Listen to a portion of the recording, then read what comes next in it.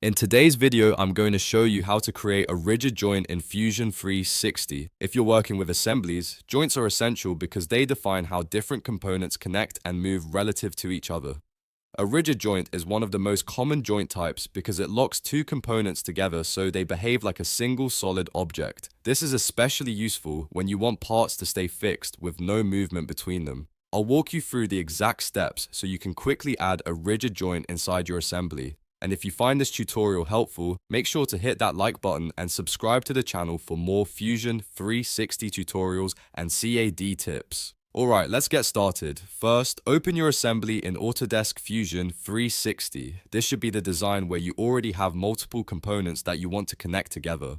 If your model contains separate bodies that should behave like parts in an assembly, make sure they are converted into components before creating joints. Once your assembly is open and ready, you can begin adding the connection between the parts. Next, go to the top toolbar and click on Assemble. From the drop-down menu, choose Joint. This tool allows you to define how two components connect and interact with each other inside your assembly.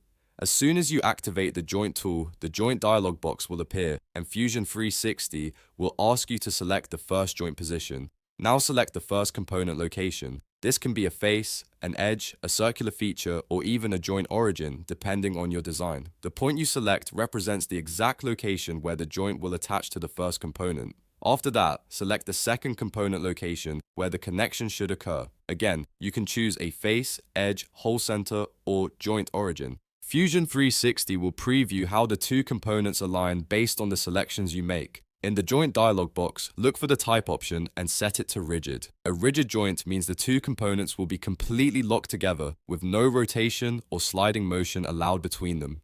If the orientation looks slightly off, you can use the Flip or Rotation options inside the Joint dialog to adjust the alignment. This helps ensure the parts connect exactly how you want them positioned in the assembly.